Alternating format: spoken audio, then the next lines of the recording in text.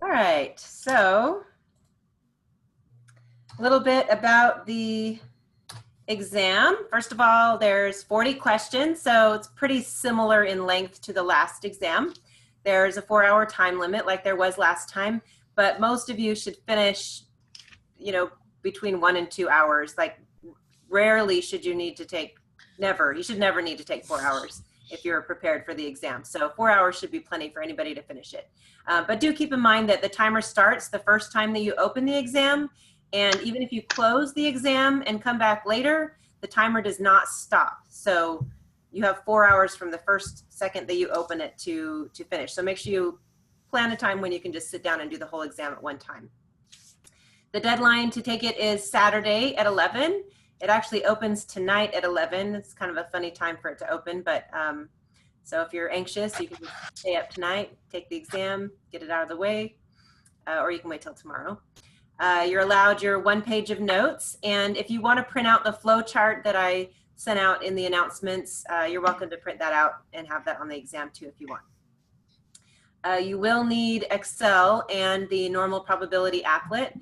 Now on the exam, it's going to tell you that you can use the T-applet, but you do not need the T-applet because all of your T-tests can be done in the Excel spreadsheet. So, and the safest way to do them is in the Excel spreadsheet because then you don't have problems with choosing the wrong T-value for your confidence intervals and things like that. I know some of you tried to do some things on your own outside of Excel, which is great, but I feel like the probability for error is a little bit higher if you do it that way, and it's pretty straightforward if you do it in Excel, as long as your Excel is working right.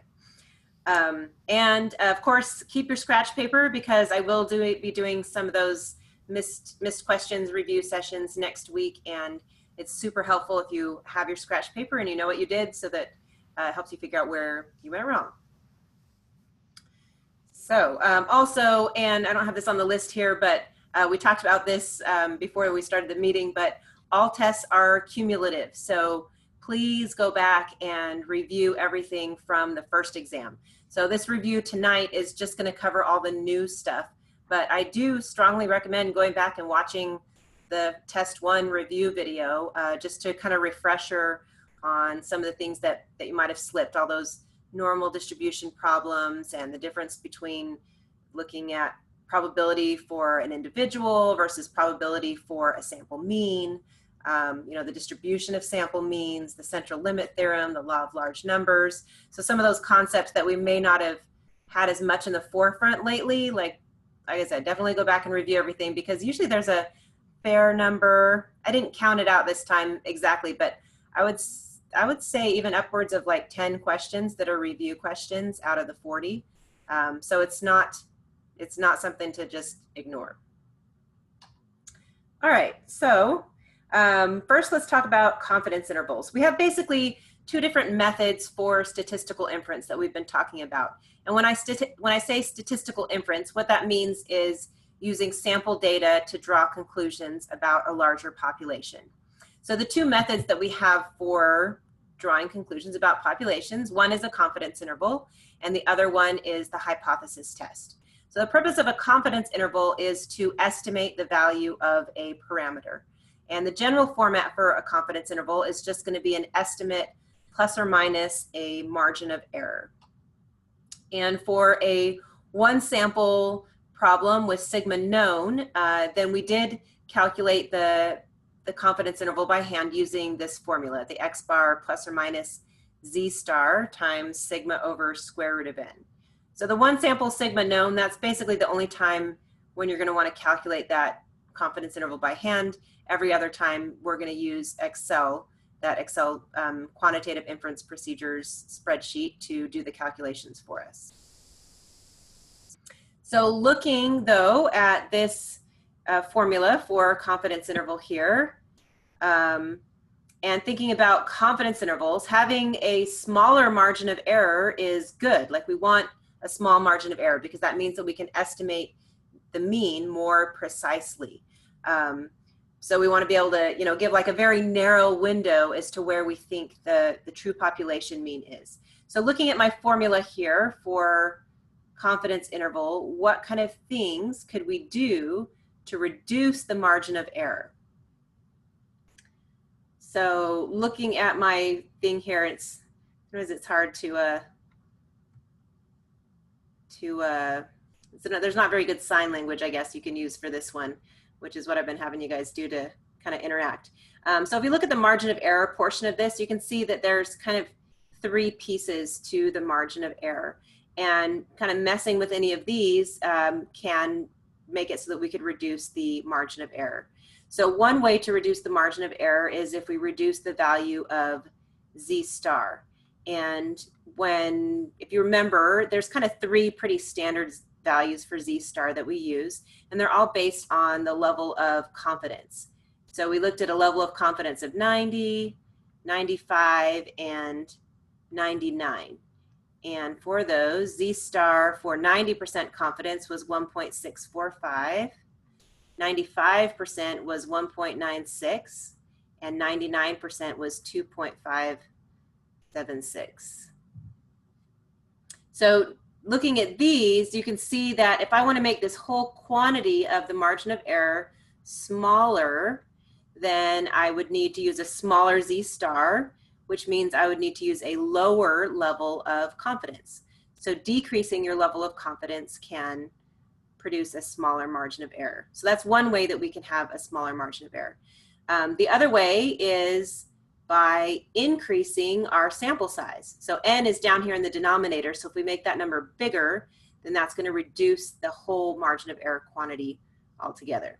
And then the last thing we could do is reduce sigma, but that's a little bit more complicated. That's not just something you can say, oh, let's just reduce sigma. That would require like changing something in the whole process or something like that. So the 2 main things that we can do to reduce the margin of error are decrease your confidence level and increase your sample size. All right, and sometimes writing the conclusions for confidence intervals can be a bit tricky, and I think there have already been a couple of these kind of tricky questions in the quizzes where you have to pick out what's right and what's wrong about different conclusions. So I have some examples that we're going to look at here. So first one, a student reads that a recent poll finds that a 95% confidence interval for the mean ideal weight given by adult American women is 139 plus or minus 1.4 pounds. Asked to explain the meaning of this interval, the student says 95% of all adult American women would say that their ideal weight is between 137.6 and 140.4 pounds. Is the student right? So give me thumbs up if you think they're right, or thumbs down if you think that they are wrong.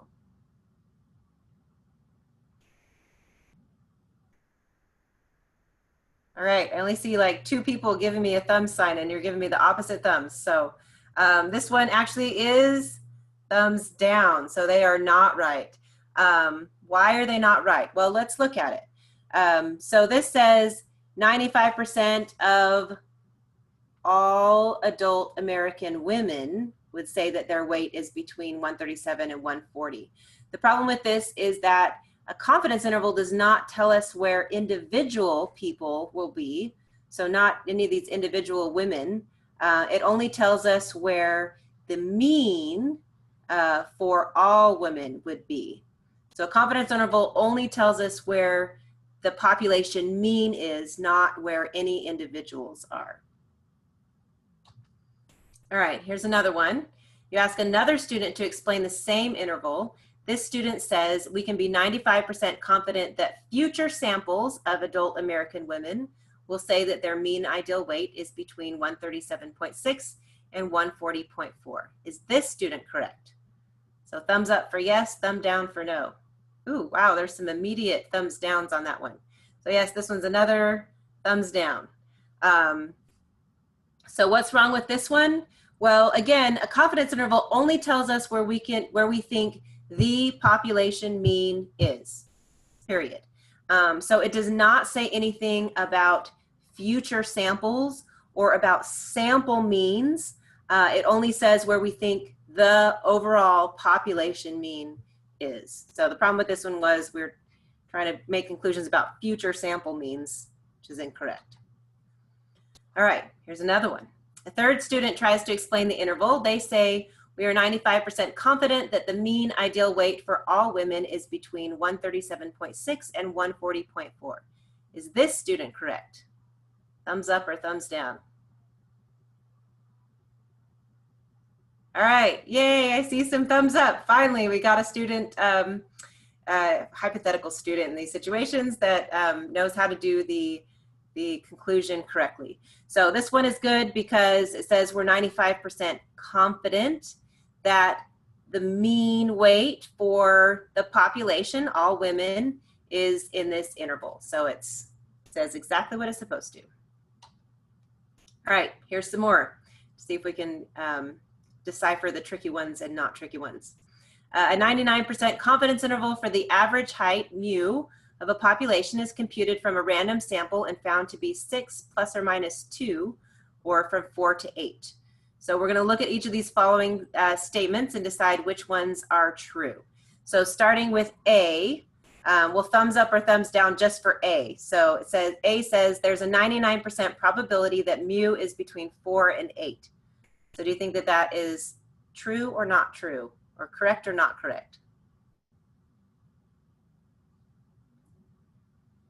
All right, I only see one thumb, but it is correct. I mean, no, the thumb is correct, but the statement is not correct, right? So, and what's wrong with this statement is this word probability. So when we're writing a conclusion about a confidence interval, and we're talking about the actual interval like we are here between 4 and 8, we cannot use words like probability or chance, because once we've collected the data and calculated our interval, either mu is in the interval or it's not. There's no more probability associated with it. It's kind of like when we talk about the weather, when we're talking about tomorrow's weather, we can say, oh, there's a 30% chance that it's going to rain tomorrow. But when we're talking about yesterday's weather, then we don't say that because either it rained yesterday or it didn't. There's no probability. Like there's no way that yesterday's weather is going to change. It's a constant. It happens. So even if you don't know what happened yesterday, it doesn't change the fact that either it rained or it didn't. There's no probability. So once we've collected the data, that's like, hey, it's happened. It's over. It's in the past. We can't use the word probability or chance. Okay, B. We are 99% confident that mu is between 4 and 8. So thumbs up or thumbs down to B. Thumbs up, yay. So we X'd out A, B was good. Okay, so again, we use the word confident rather than probability or chance. And we were just trying to draw conclusions about mu, the population value, saying that it was in that interval. So it is good. Okay, C. There's a 99% probability that the true mean is 6, and there's a 99% chance that the true margin of error is 2. Thumbs up or thumbs down? Yeah, that one's an easy one. It's got like a double whammy of bad stuff in there. We're using probability and chance left and right. So that one's got a million things wrong with it. Okay, and D, if we took many, many additional random samples and from each computed a 99% confidence interval for mu, approximately 99% of these intervals would contain mu. So thumbs up or thumbs down to that one? Ooh, we got mixed responses on this one. This one is really tricky, but this one is actually correct. So this one is a good one. Why is this one good? Well, first of all, this one is just talking about confidence intervals in general. Notice that it didn't actually specifically reference the confidence interval in question here. It's just, and basically what it's describing here is the method that we use that our confidence intervals are based on. And our confidence intervals are based on a method that produces a confidence interval that contains mu 99% of the time. So it is true to say that 99% of all 99% confidence intervals would contain the true value of mu. So this is the way of writing the conclusion that I think throws people off the most often. So you kind of just have to, I don't know, write it down on your cheat sheet or something, or just remember that this is good while these other ones are bad and B is good. All right, so on to hypothesis testing. So this is the second method that we have for statistical inference, and the purpose of a hypothesis test is to assess the evidence for a claim made about the population. So first thing with hypothesis testing is we write our hypotheses. So when we're writing our hypotheses, then the null hypothesis, H naught, is always going to have the equal sign in it. It can have greater than or equals to, less than or equals to, or just plain old equals to. And I can tell you that in our class, it pretty much always has equals. So if you remember that, then when you're given that multiple choice option for what is the null hypothesis, look for the one with the equal sign. That's the correct answer. The alternative hypothesis is a little bit more tricky, I guess. It'll always have one of three things. It'll always be greater than, less than, or not equals to. So the greater than, less than, or not equals to is just determined by the keywords that are given in the problem. When we do our hypothesis test, in the end, we end up calculating a p-value. And a p-value is a measure of how much evidence that we have against the null hypothesis. So it's the probability of getting a sample value that is as extreme or more extreme than what we got if the null hypothesis is true. That's kind of the definition. The alpha, or the significance level, is used to help us make a decision. It's kind of the decision point for our hypothesis test. And if the p-value is less than alpha, then we're going to reject the null hypothesis. And if the p-value is greater than alpha, then we fail to reject the null hypothesis. So my memory trick for that is if p is low, lower than alpha, HO must go. And if p is high, higher than alpha, then we keep the guy, meaning we're going to fail to reject. So there's a very kind of specific way that we write the conclusions for a hypothesis test. If we are rejecting the null hypothesis, so in other words, p-value is low, then that means that we have sufficient evidence for the alternative. So we have sufficient evidence that the alternative is true. If we fail to reject the null hypothesis, meaning that the p-value is high, then that means that we have insufficient evidence for the alternative. So notice that in both cases, we are writing the main part of our conclusion is about the alternative hypothesis. So the conclusion consists of two parts. The first part is reject or fail to reject the null hypothesis. And then the second part either says we have sufficient evidence for the alternative or that we have insufficient evidence for the alternative. But the last part here is always about the alternative. So it says here, note our conclusion is always about the alternative, not the null hypothesis, and we never, ever, ever accept H naught, meaning that we never say that the null hypothesis is true no matter what our p-value is. So on the exam, and we're going to go through some examples later, so we'll look at this, but on the exam, they usually have you go through a problem, and you come down and get your p-value, and then it asks you what your conclusion is. And there's usually a list of like 6 or maybe even 8 different options for the conclusion that all just have slight little wording twists in them, and they can be really confusing. But I found the best way to do those is if you have this pattern here written down. So if you reject, that means you have sufficient evidence for the alternative.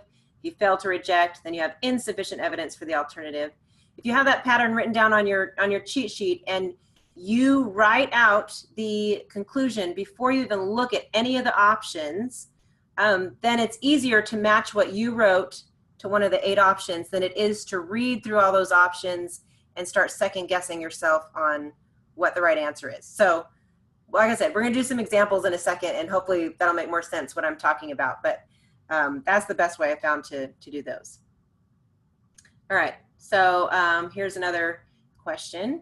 In testing hypotheses, which of the following would be strong evidence against the null hypothesis? So A, obtaining a data with a large p-value, B, obtaining data with a small p-value, C, using a large level of significance, or D, using a small level of significance. So you'll have to try to, like, you know, use your hands to, like, make the letter for me, what your guess is to what it is, A, B, C, or D.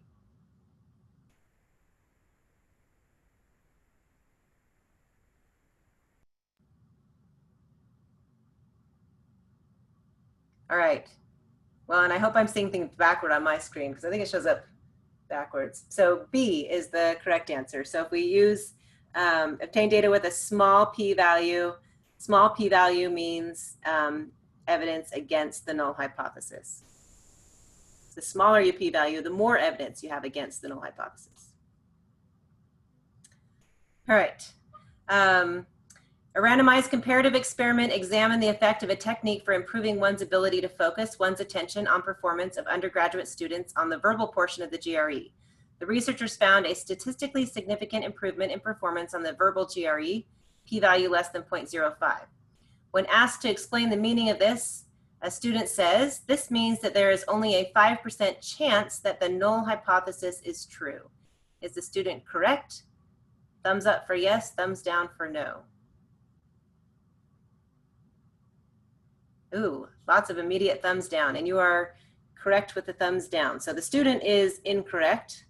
And what's wrong with this statement is, again, kind of they're using this word chance in connection with the null hypothesis here. So there's not a probability that the null hypothesis is true. Either it's true or it's not. We don't know. Which is why we're trying to look for evidence one way or the other, but there's not like a chance that it's true. It's either true or it isn't true. Okay, here's some different ways of interpreting p-values. See if we can figure out the right one here. So it says, a university administrator obtains a sample of the academic records of past and present scholarship athletes at the university. The administrator reports that no significant difference was found in the mean GPA for male and female scholarship athletes, with a p-value of 0.287. Which of the following statements are true? All right, and there's actually only one that is true here. So what do you think is the true statement? So A says the GPAs for, and clearly I spelled male wrong, male and female scholarship athletes are identical except for 28.7% of athletes. B says the max difference in GPAs between male and female athletes is 0.287. C says the probability that males and females are different is 0.287.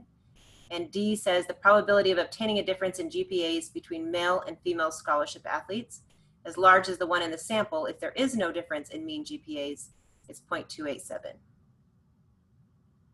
So only one of those statements is true. Which one do you think it is?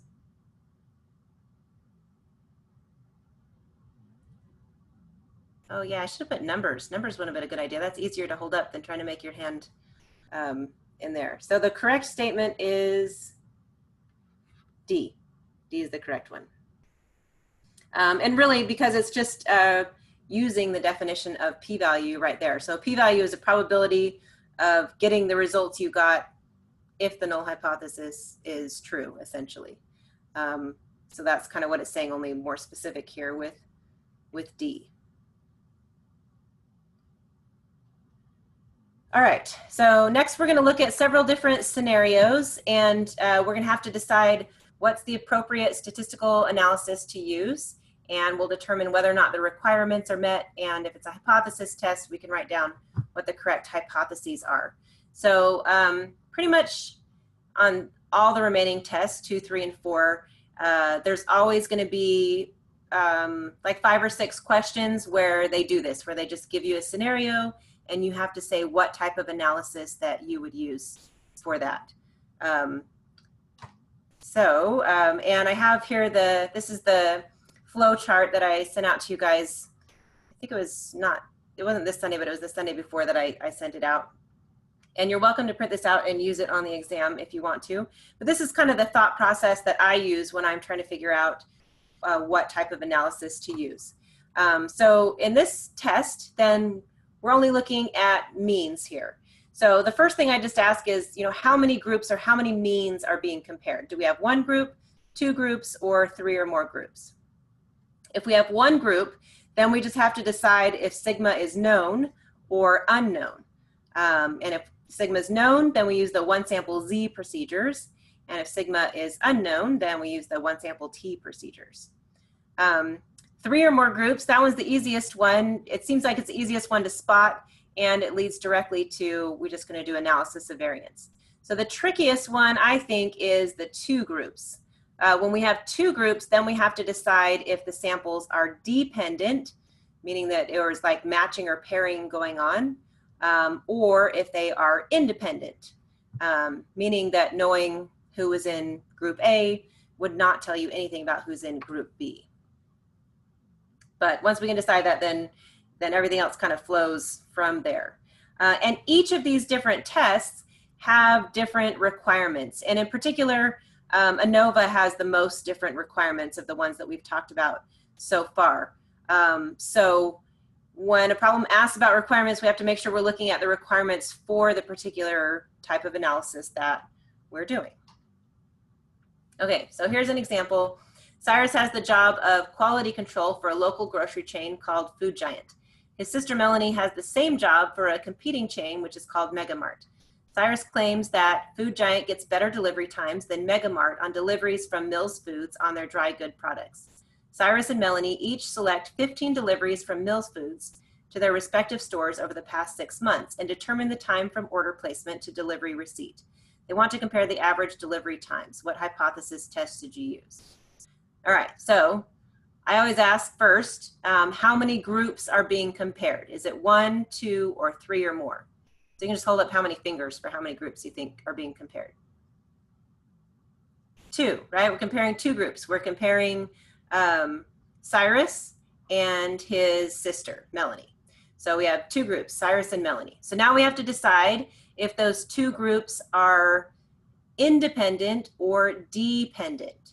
So if they're dependent, then that means that, in this case, knowing which orders that Cyrus uses would tell you which orders that Melanie used. Or if they're independent, then that means that Cyrus and Melanie each separately selected their orders, their receipts to use in there, and knowing which receipts Melanie used does not tell you anything about which receipts Cyrus used.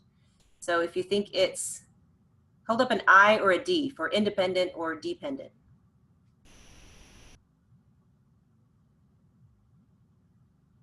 All right, got opposing votes here. So this one is independent. So it just says that they each selected 15 deliveries, but there's no matching or pairing going on. They didn't choose deliveries like they were made on the same day or anything. They just independently, Cyrus chose 15 deliveries and separately Melanie chose 15 deliveries. So this one would be a 2-sample independent situation. So for our 2-sample independent, just looking at our requirements here, we need 2 independent simple random samples, and we need either both populations to be normal or both our sample sizes to be large, or 30 or more essentially. So for the requirements, were both samples 30 or more? No, they were 15. So does that mean that we don't meet the requirements? Well, we don't know yet. We would need more information. So if we took a sample size of 15 from each, so if we graphed those like on a QQ plot and they looked normal, then we could still meet the requirements that way. So it's kind of an either or thing on the requirements. We either need to have sample size of 30 or we have to have normally distributed samples. And the hypotheses for 2-sample, we're comparing Melanie and Cyrus. So null hypothesis would be that the mean for Cyrus was what always goes in the null hypothesis, equal sign. So mean for Cyrus is equal to the mean for Melanie. And the alternative hypothesis, well, let me back up and look at the wording in the problem.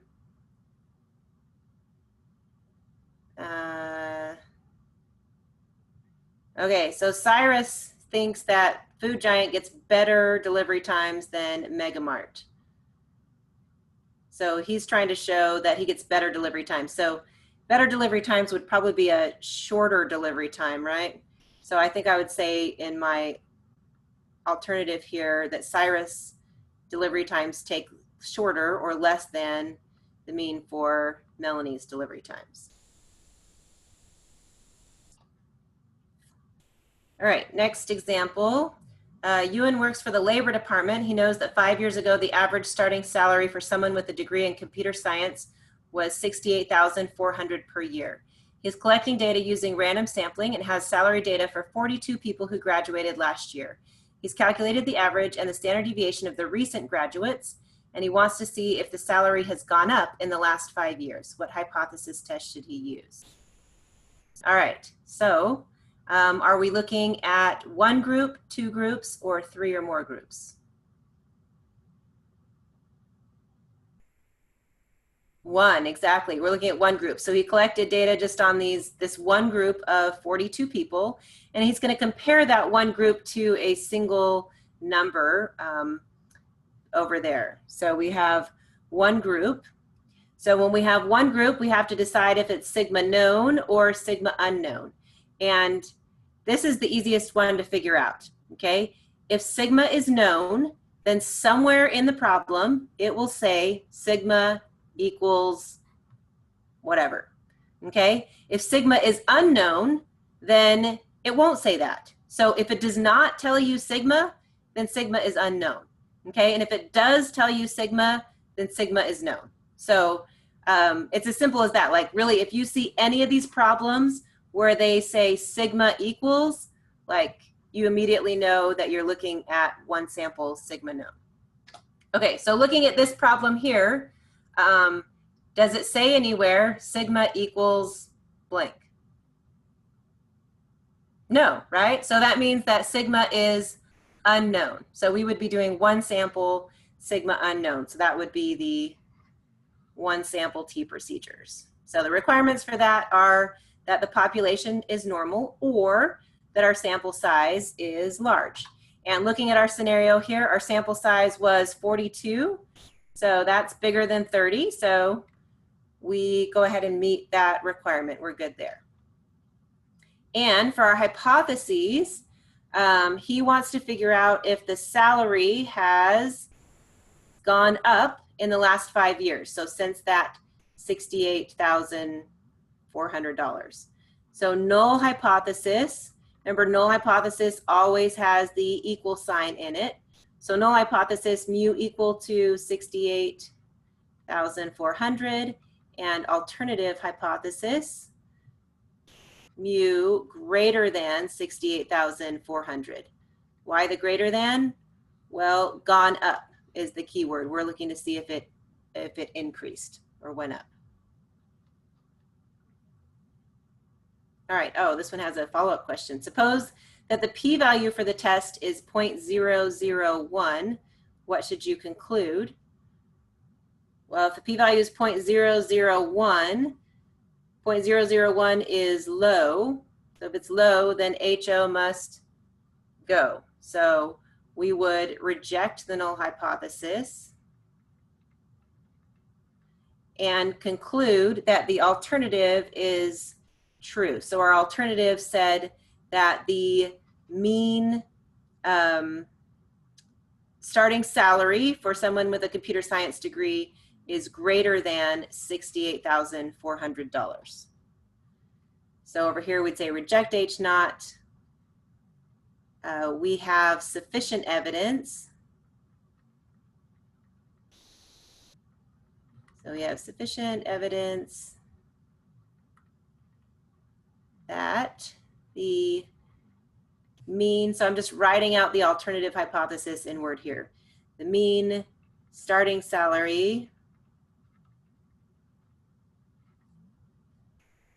is greater than $68,400.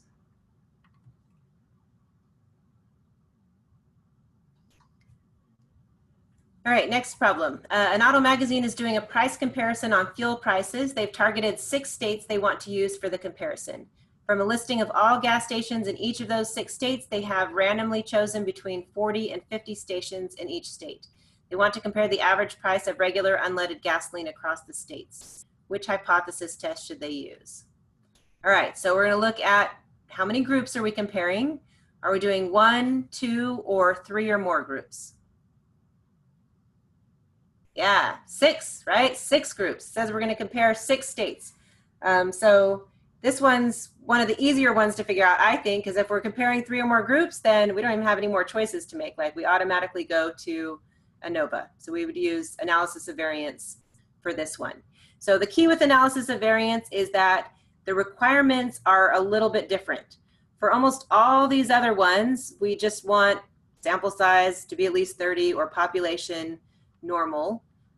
But for ANOVA, it's a little different. That's not the requirement for ANOVA. For ANOVA, we want all the populations to be normal, but there's no alternate sample size. So these other ones say, okay, it can be normal or you can have this sample size. For ANOVA, there's no other options. Like, that's just it. Like, the populations have to be normal, period. It doesn't matter how big your sample sizes are. And the other extra thing that ANOVA has is that we want all the variances to be the same.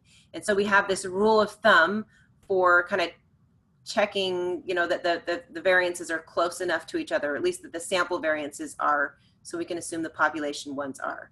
And that is that we want the largest variance to be less than 4 times the smallest variance. And when we write our hypotheses for ANOVA, the null hypothesis, the hypotheses are written a little bit differently too. So the null hypothesis is that all the means are equal. And the alternative is that at least one mean is different. Now the thing here is, let me finish writing this first. At least one mean is different. The thing that sometimes people get confused here is the alternative is just at least one has to be different. They don't all have to be different from each other. We're just saying that at least one is different. So we wouldn't, if we were writing it in terms of mu, the null hypothesis would still be mu1 equals mu2 equals mu3. And in this case, we have mu6, so they'd go all the way out.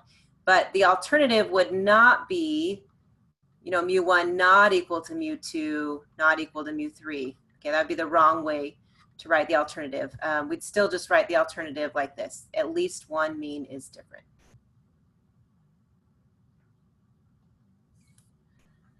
All right, next question. Infants weighing less than 1,500 grams at birth are classed as very low birth weight.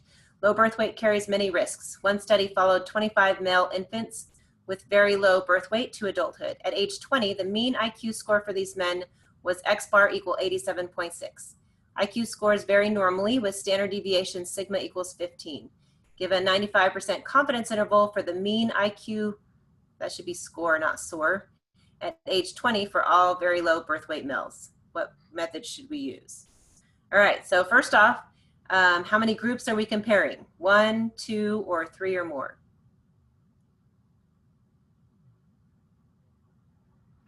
One, right? Because we're our study just followed one group, the 25 very low birth weight males. So we have one group that we're looking at. So then we have to decide, is sigma known or unknown?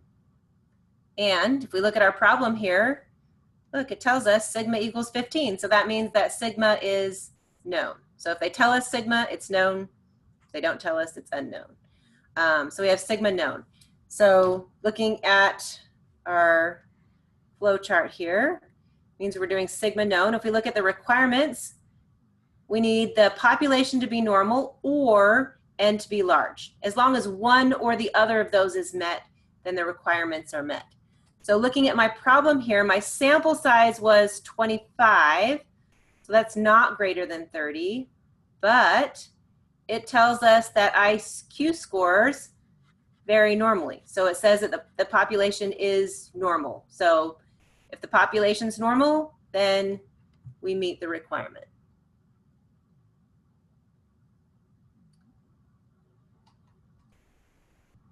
All right. Oh,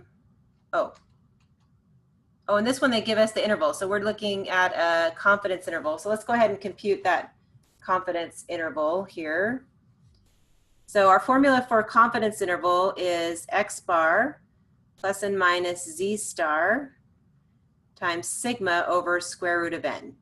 So in the case where sigma is known, that's the only time we're really going to use a formula to calculate the confidence interval. Otherwise, we would just use Excel.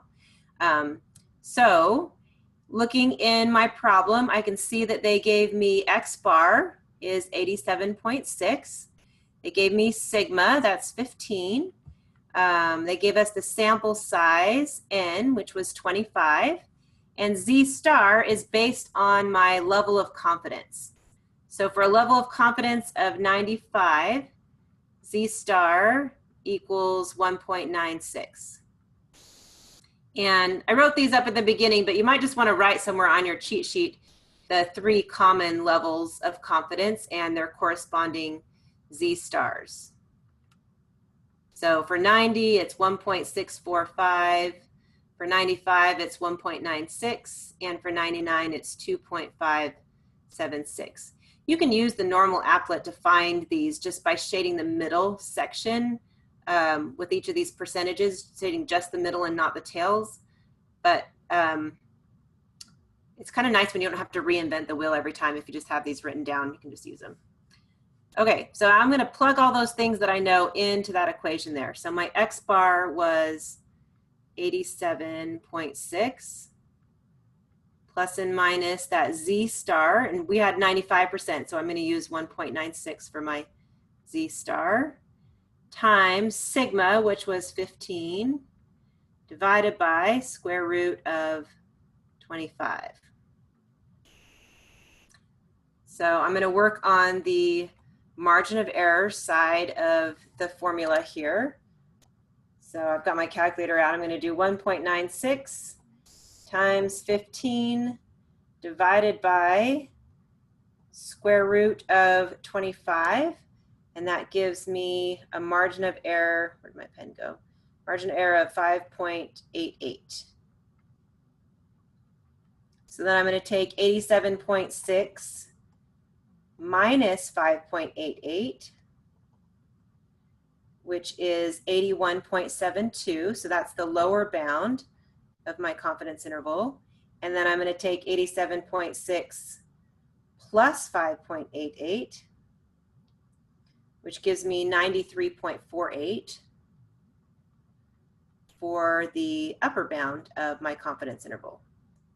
So there's my 95% confidence interval for the mean IQ for very low birth weight males.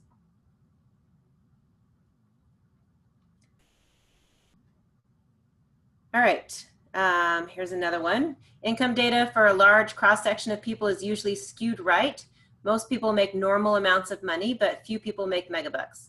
According to USA Today, the average income of a US citizen is $65,751. We wish to see if the average income of a Rexburg, Idaho resident is different from the US average. We randomly select 25 residents and determine their yearly income. What's the appropriate statistical method? Okay, so are we looking at one group, two groups, or 3 or more groups?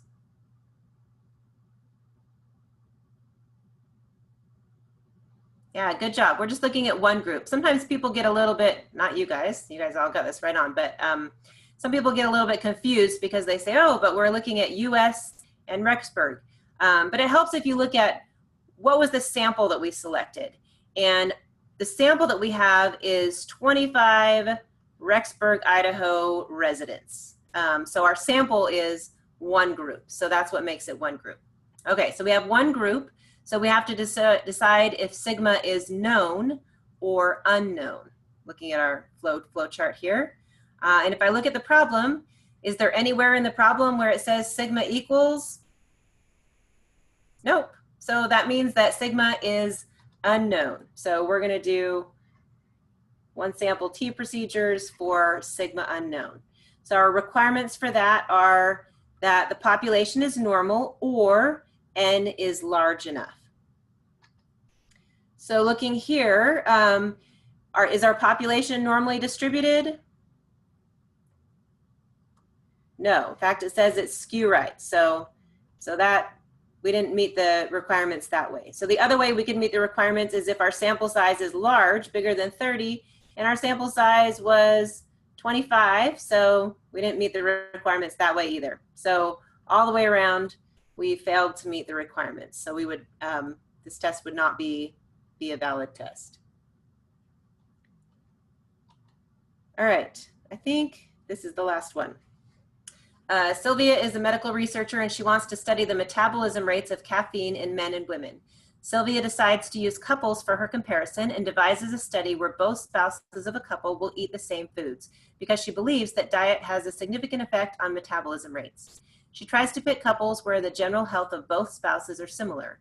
She has 37 couples in her study and wants to determine if the amount of caffeine in their blood is different between men and women. 40 minutes after consuming the caffeine, she takes a blood sample from both the husband and the wife and measures the caffeine still in the system. She computes the difference within each couple as husband caffeine minus wife caffeine. What hypothesis test should Sylvia use? All right, so are we comparing one group, two groups, or three or more groups? Two, right? We're comparing men and women. So then we have to decide, are those two groups dependent, meaning that there was matching or pairing going on, or are they independent, meaning that they were selected separately from each other? And I saw some head nodding going on. Yeah, and I see some letter D's out there. So exactly, these are dependent. So what makes them dependent is that she has these couples. So knowing which ladies are in the women group tells you exactly which men are in the men group because they were husband and wife. And she also tried to pick couples where they had similar health and she's going to have them eat the same foods and everything like that. So she's trying to make them within the male-female couple there. She's trying to make them as similar as possible other than gender. So one other indication that this is going to be a dependent type study is kind of the way they word this and specify that here. So anytime in the problem where they show you the difference equation like this, then that's going to be a dependent type of study. So that's another thing to kind of look for in the different scenarios that they give you. All right, and this one, we want the differences to be normal or the number of pairs to be large. So N in this case is the number of pairs. So in this case, she has 37. So is that larger than 30? Yes, so we meet the requirement on that one. Even if it's not normal, we're okay. Okay, all right. So moving on a little bit, now we're gonna look at actually doing the work for some of these different types of analyses. So this first one says, length measurements were taken on 120 cuckoo bird eggs. The data is in an Excel file. Is there evidence that the mean length is greater than 22.5? So in this case, are we looking at one group, two groups, or three or more groups? Yeah, we're just looking at one group. It's just this bunch of cuckoo bird eggs. So we're looking at one group, and so we're doing a one sample, and sigma is unknown because they didn't give it to us anywhere in the problem, and they were nice enough to give us the Excel file. So we're going to be able to calculate the sample standard deviation since we don't know the population standard deviation. So first thing that we do is, I can't remember if I made a whole slide. Oh, okay, I did. Okay, so we look at our requirements. So the requirements for a one sample with sigma unknown are that we have a simple random sample. That one's kind of always a requirement. And that either the population is normal, or n is greater than 30. Simple random sample, we kind of just have to assume that it is. But looking at the second one, this is the one that they're going to ask you to check a lot on the test. Is our sample size bigger than 30? Yeah, we had 120, so we meet that part. So that means we already meet the requirement. We could also go ahead and do a QQ plot if we wanted to of the scores to see if they followed a normal distribution. But since our sample size is bigger than 30, we know that we meet that requirement. Okay, next, looking at our hypotheses, it says, is there evidence that the mean length is less than 22.5? So null hypothesis is going to be that mu equals 22.5, because remember, equal sign always goes in the null hypothesis. The alternative hypothesis is going to be based on the context clues in the problem. So in our problem, it says we want to know is the mean length less than 22.5. So alternative mu less than 22.5. So then we're going to open up this data in Excel and we're going to paste it into the Excel tab for the one sample with sigma unknown, so the one sample T. So when we paste that in there, the next thing that we need to do, and this is really important, this is where people forget all the time, is you have to enter the values of mu under the null hypothesis and the type of test from the alternative hypothesis. So remember that our hypotheses were null hypothesis, mu equals 22.5, and alternative hypothesis, mu less than 22.5. So the value that we're entering in the null hypothesis box, that's this number here. And what we're entering in for the type of test, that's going to be whatever symbol we used in the alternative. So you might even want to like write on your cheat sheet, like a little note to yourself to remind yourself to enter these values in, because that's the most common mistake that I see on these problems is, you know, you're in the middle of the test and there's so many things to remember and you forget to change this. And so whatever was left in there from before, whatever pulls up automatically in your thing, that's what you end up using and you get the wrong test statistic. But if you do enter the data in right and you put those numbers in correctly, then Excel magically calculates everything for you. So it tells you the test statistic, degrees of freedom, and the p-value. So in this case, our p-value was 0.342, and here's our hypotheses again. Null hypothesis, mu equals 22.5, alternative, mu less than 22.5. So this is kind of an example of how it looks on the test where there's like a bazillion options for the conclusions. So this is what I do. I look at my p-value and I would like physically write out what I think the conclusion is before looking at any of the A, B, C, D, you know, elemental P, Q, R, S, T, U, V options, because there's like a bazillion of them. So my p-value this case is 0.342. So if my alpha was 0.05, if my alpha is anything really, 0.342 is high. So if P is high, then we keep the guy, meaning fail to reject. So the first part of my conclusion should be fail to reject H naught. Okay, if I fail to reject, that means that there is insufficient evidence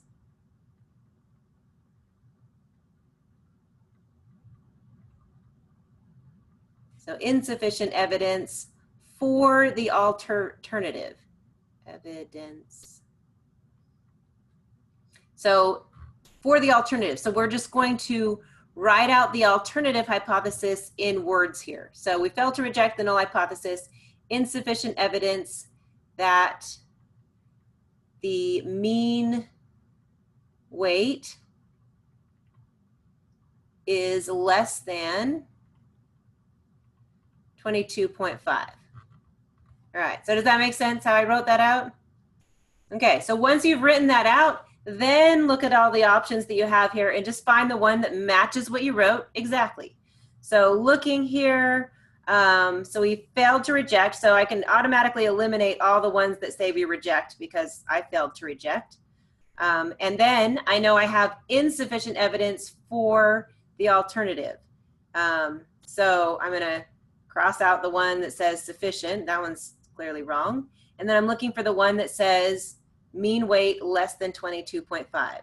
So mean weight less than 22.5, that ends up being D. We failed to reject. There's insufficient evidence that the mean weight is less than 22.5.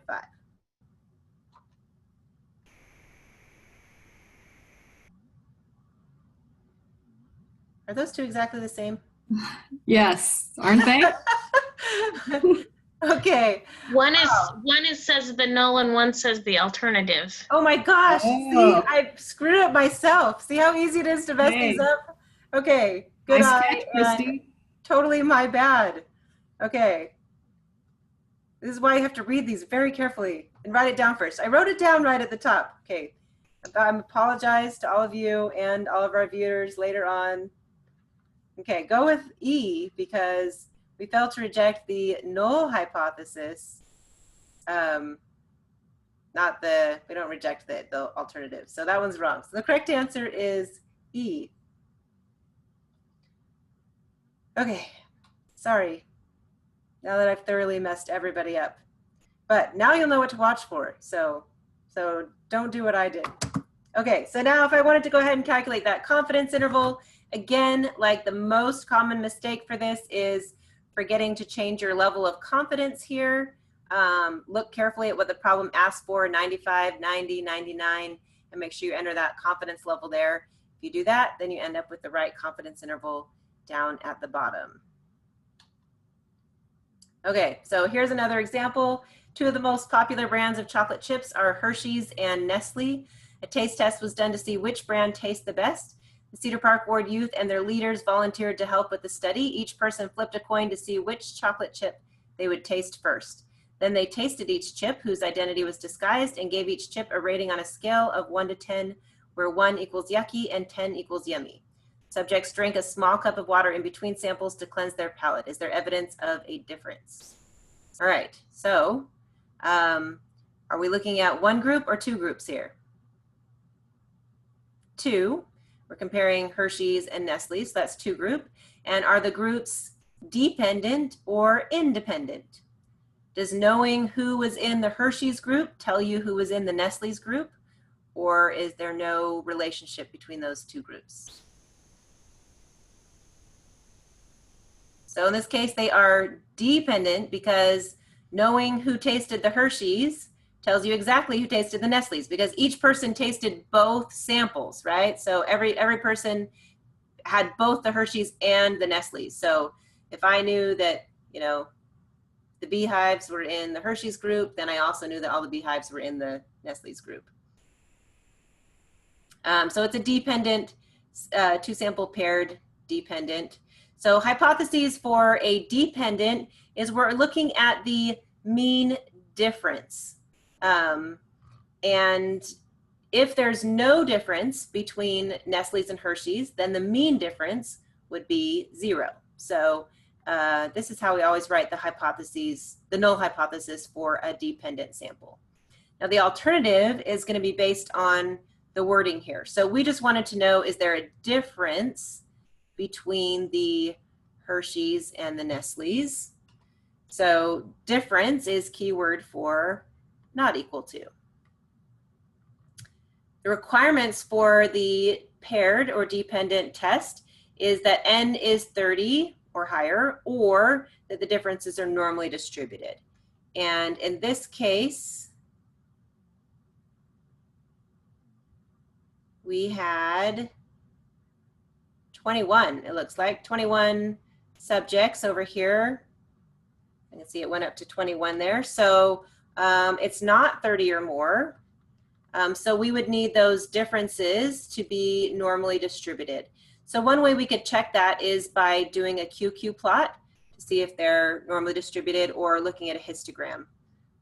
I'm not sure if I did that on this. We'll see. I'll be surprised. I looked through this earlier and now I can't remember. I can't remember everything that was on like all 85 slides or however many I have. Okay, so you enter the data in Excel. We're doing the paired data t-test here.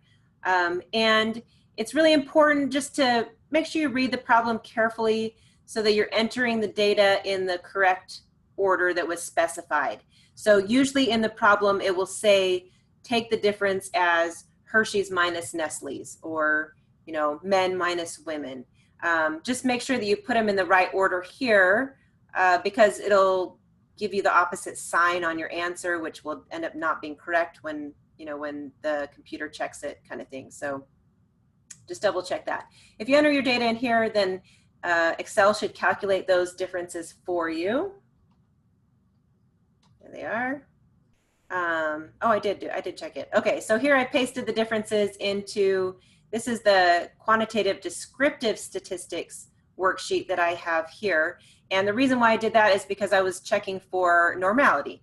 So I'm looking at a histogram there, and I just want to see that this looks roughly normally distributed. I could have also done a QQ plot to check for that as well. But looking at my histogram, it actually looks pretty. Like, it kind of does look like a normal distribution.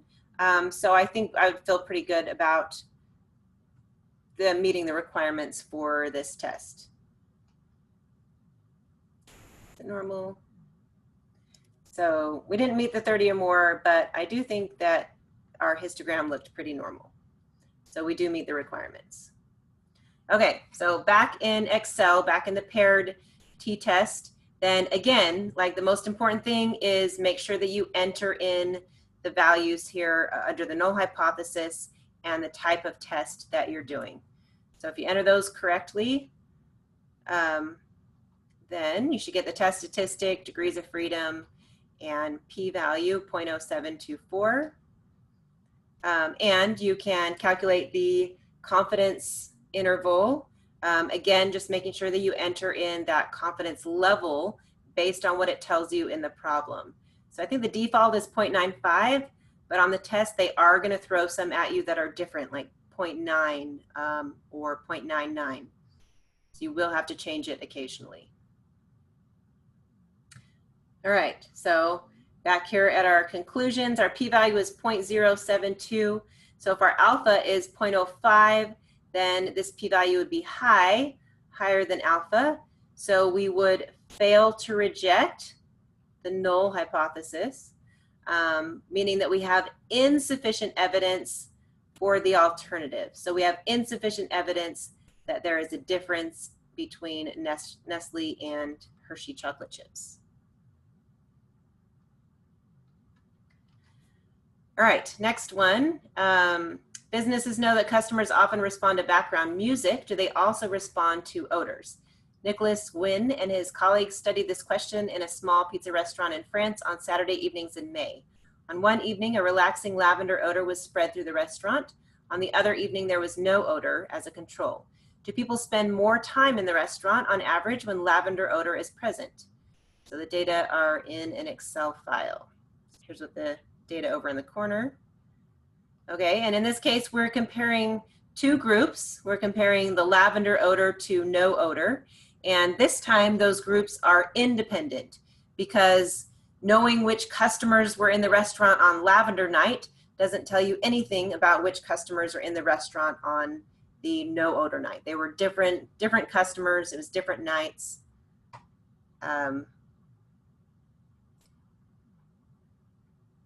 And you know what? I just realized, I don't know how many of you guys have been posting in the chat, and I'm sorry, it's such a little flashy thing on my screen, and I didn't even notice it till just now. So let me look at these things that are in here. What happens when you have two sample sizes that are different? Say you have one group of 21 and the other of 31. So good question. And you can still do the analysis with different sample sizes. It's not a problem. As far as checking the requirements, same thing. You want both sample sizes to be above 30 or both populations to be normally distributed. So if you have 21 and 31, but the populations are normally distributed, then you're fine. If they're skewed, then 21 is not going to be good enough for that other group. You want both of them to be 30 or more. And Christy says, in dependent samples, you should always have equal sample sizes, and that is true. So if you have a dependent situation like we just did with the Nestle's and the Hershey's, then you're going to end up with the same sample size, because you have the way that you design the study is you're pairing everybody up, or you have the same person that's doing both things. So in an independent samples case, you can have two different sample sizes, but in a dependent sample case, then you should have, you'll always have the same sample size. All right, back to my question. Okay, so we're doing two independent samples. So when we have independent samples, then we have two population means. Remember, when they were dependent, we subtracted first, so we just had one mean, and it was a mean difference. But in the independent case, we keep everything separate. So null hypothesis always has the equal sign in it. The mean time spent for lavender is the same or equal to the mean time spent for no odor. And our question here said, do people spend more time on average when the lavender odor is present? Whoops. So that's what translated to our hypotheses here of the greater than, or more time there. So requirements are that we have two independent simple random samples, and either both populations are normally distributed, or both sample sizes are 30 or more. So in this case, our sample sizes here were both 30. So both sample sizes were at least 30. So we were good for that requirement there. All right, so in Excel, this time we're doing the two sample independent t-test. So we enter in the data. Again, just make sure that you look at the way that they tell you to enter things in the problem. Because I noticed on the quiz, some people had some problems. I think it was one of the group quizzes in particular, where the data sheet had things flipped for how they told you to enter it in. So whatever they tell you to call group A, paste that in the first column. Whatever they tell you to call group B, paste that in the second column. Just to make sure that your test statistic and everything comes out right. So again, you're gonna have to enter in the type of test here. There's no value, there's no null hypothesis value to put though. And then you'll get all the good stuff at the bottom, the T, test statistic, degrees of freedom, and your p-value. Something to remember about these p-values is that sometimes Excel writes them in exponential notation here, or scientific notation. I guess I should say not exponential notation. So what this is, this e to the negative 5 is really saying that this value is 9.87 times 10 to the negative 5th, meaning that we would move this decimal 5 places over. 1, 2, 3, 4, 5 decimal. So this really has 4 zeros in front of it. Anytime it does this, it's saying the p-value is small. It's really, really little. So don't get confused and enter in the p-value as 9.87, or you'll get that wrong. So watch for that E thing to show up.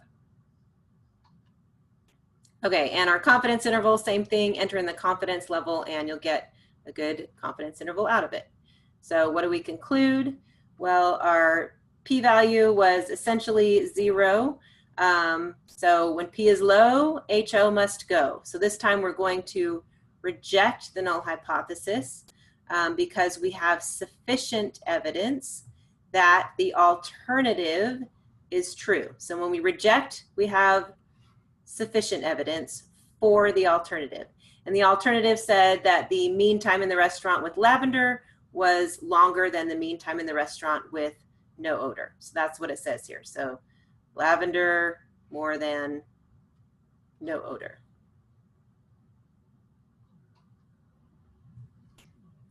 All right, last problem. I know we're running over. I usually try to keep these to an hour and I'm totally over today. So what type of analysis is this one? It says in basketball, there's 3 main positions, guard, center, and forward. Data was collected on the height of 100 NBA players in 2013. Do the heights of the players differ depending on their position? The data is in, not an SPSS, it's in an Excel file. All right, so how many groups are we looking at? 1, 2, 3 or more? 3 groups. We're looking at 3 different positions, guard, center, and forward, and we're trying to see if they are different from each other. So 3 or more groups, that leads us to analysis of variance. So analysis of variance is a little bit different than the other ones. We write the hypotheses different, and the requirements are a little bit different. So in our hypothesis, null hypothesis is that all the means are equal. So in this case, the mean for centers is equal to the mean for forward is equal to the mean for guard. And the alternative is the one I call the Sesame Street alternative, because it just says at least one mean is different, or one of these things is not like the other kind of alternative. The requirements, all populations have to be normally distributed. And like I said, remember that for ANOVA, there's no other option to have a large sample size to kind of get out of that. We're just insisting that they're all normally distributed, period. And the other requirement is that the populations have to have the same variance. So we can check the normality requirement by looking at QQ plots for each of the different samples. So here I've got QQ plots of each of the samples. They look a little weird because there were several people that had the same height. So that's why they're kind of stacked on top of each other. But looking at the general pattern here, you can see that they mostly fall nicely on a straight line. So we can assume that they are normally distributed, which is good because that's what we need to have. Hey, look, this time I saw the chat window pop up. Are the QQ plots going to be that simple on the test? Yes. I feel like they were a little bit confusing on the, I don't know, there was one of them I was looking at. I'm trying to remember if it was the group quiz or the homework quiz. It was the one with the hot dogs. And I felt like that one was a little bit confusing. The calories versus the sodium, like the QQ plots almost seemed really similar, but in one case they said that the QQ plots said that they were not normal, and the other one said that they were normal. On the exam, they try to be very obvious. So it should be very obviously not normal if it's not going to be normal, or very obviously normal if it is going to be normal. Or they won't even have you do QQ plots. They'll just tell you, hey, these populations were normal, or something like that. So I feel like it's a little bit more fair on the test, if that makes sense. All right, so check, we meet that condition there, and then the other condition is that all populations have the same variance. And we check that by comparing the largest and the smallest variance. We want the largest variance to be no more than 4 times the smallest.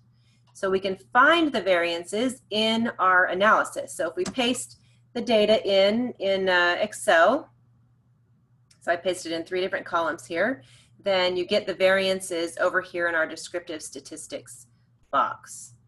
So then what we want to do is we want to look for the largest, which was 5.564, and the smallest, which was 1.520. And you do 4 times the smallest. And if that value is more than the largest, then we're good. And in this case, it is more, so we meet that requirement. All right, so we met all of our requirements. We're ready to go ahead and analyze. So once we've entered the data in, if we do that correctly, we don't even have to do anything with any kind of test or numbers or anything. There's nothing else to enter in except for the data in ANOVA. So it's the least hard to screw up, if that makes sense. The easiest to do right, maybe that sounds like a better way to put it. So the test statistic we're looking for is that F value, and then you can see the p-value off to the side there. Notice that it's another one of those like scientific notation kind of p-value things going on there. I just drew this box plot inside of Excel. So if you have Excel 2016 on a PC, you can do these box plots in there. which I think is really helpful. I think it's a nice visual to see what's going on here. So looking at the picture, you can see that the guards are the shorties apparently in basketball. And since I'm a shorty myself, and basketball is really not my thing, so I didn't know this until I looked at this data. I thought it was kind of interesting that the guards were the short players are the guards apparently, and the tall players are the centers and the forwards. There's that. So our conclusion, we are going to, here's our p-value. P-value is low. So when p is low, HO must go. And we're going to reject the null hypothesis. And if we reject, that means we have sufficient evidence that the alternative hypothesis is true. So we'd reject, sufficient, and then we're looking for rewording of the alternative, that at least one mean height is different.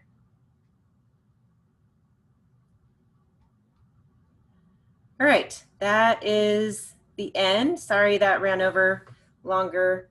I get a little bit too wordy, I think, or I threw too many examples in there. Does anybody have any questions or anything? Yeah, I actually have a question.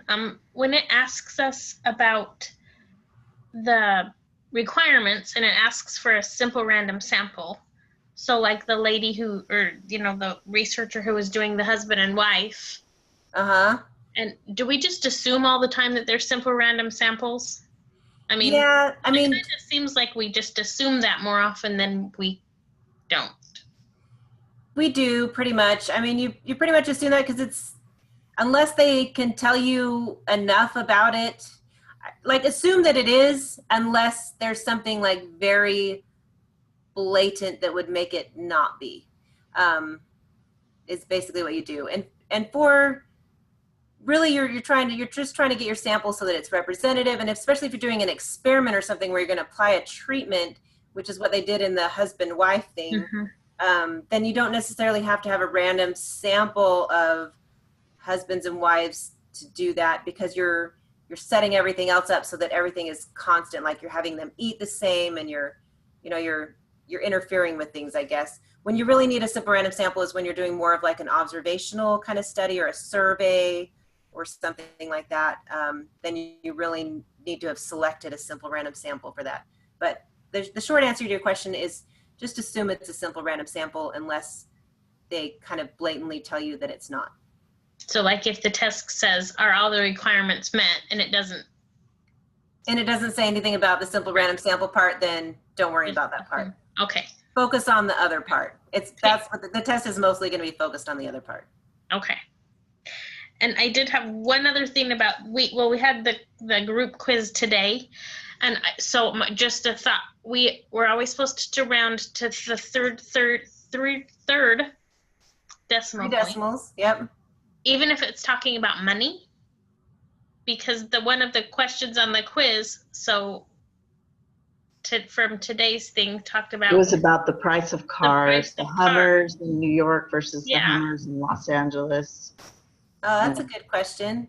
And we put in just the dollars, and then we got it wrong because they wanted 3 decimal points afterwards, and I thought,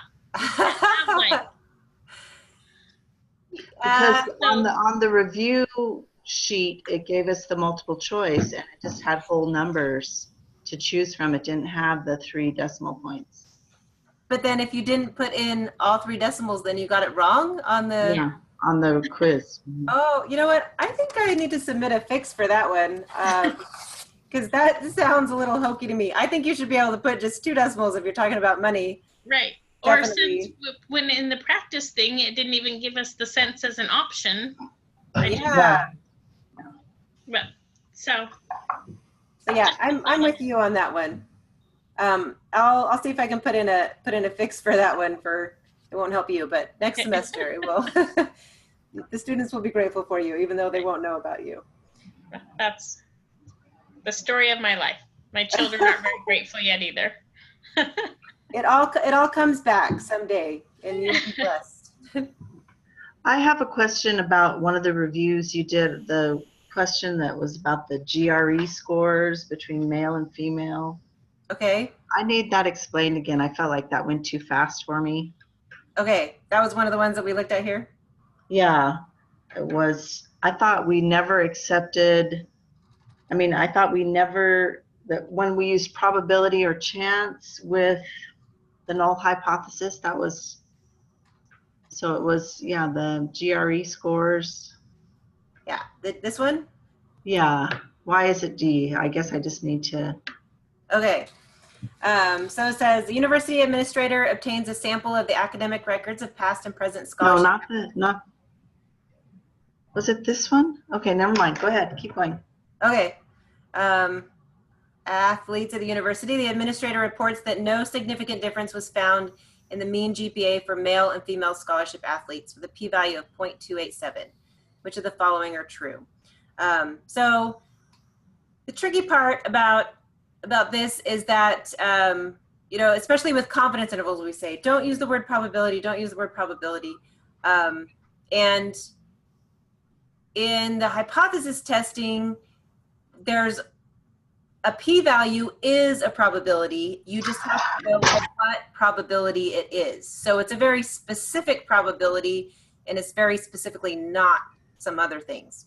That was confusing, okay? But basically, what a p-value is it's the probability of obtaining your sample results if the null hypothesis is true. So p-value is a probability, but it's just that probability. So it's not the probability that the null hypothesis is true or the probability that the null hypothesis is false. The null hypothesis is either true or false, one or the other. There's no probability with that. But the p-value says, well, let's assume the null hypothesis is true. If it is true, what's the probability that I would get this sample result that I got? Right, okay. It's just so much phraseology that. It is. Yeah. No, it totally is. And there's just like little nuances that you just like mess up one word and then it makes the whole thing wrong, and keeping track of which words those are and how to screw it up is hard. It totally is. I mean, it's kind of like learning another language when you take this class. I don't think the math part is really that hard in this class. It's just all the concepts.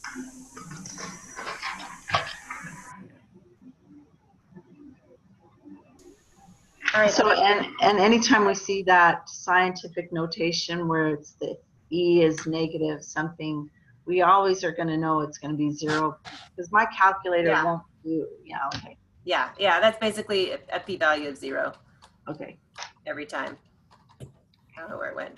Go too fast in here. Oh, that one doesn't have it. That one doesn't have it either. Yeah, if you get that E thing in there, there's one. Then yeah, that basically just means you have itty bitty p-value. Your p-value is essentially 0. So it means you have lots of evidence to reject the null hypothesis.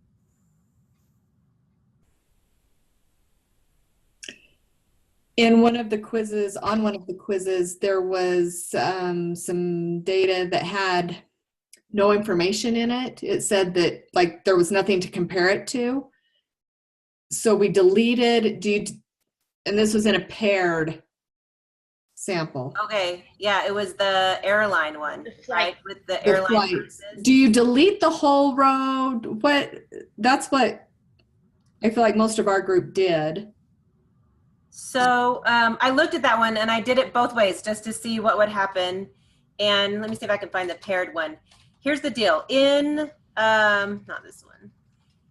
In Excel, oh, so here it is here. In Excel, when you enter the data in here, in this worksheet, if there's a blank spot in one of these spaces, then it just won't put anything in the differences column.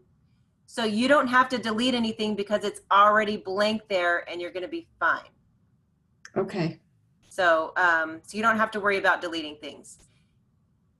There. Because I feel like somewhere the answer was off if I didn't delete it, but that shouldn't have been the case. No, so this is when I did it this way first. I pasted the data in and I got the right answer, and I looked back in here, and when there wasn't an entry here, this was blank, and then so it didn't count it, so it got me the right answer. Okay. So then I tried to do the problem a different way, because a paired t-test is really the same as doing a one sample t-test on the differences. So I calculated the differences in a separate Excel worksheet, and I pasted it into the one sample thing, and then I had a problem, because then when Excel was calculating the differences for me, when I tried to do it myself, it was putting zeros in there, or it was putting the number, because if it was just like 383 minus nothing, then it counted it as 383. So in that case, I did need to delete those empty rows. So I guess the best way to answer that would be to be on the safe side, delete them. Then you don't have to worry about it. Okay. You would delete the whole row. Delete Like the whole row. Row Yeah. 7. Row 7 gone. Yeah. Okay. You shouldn't have to, but if you want to be on the safe side, just do it. Okay. I'll stop the recording there. Let's see. Stop the recording. Want to stop it? Yes.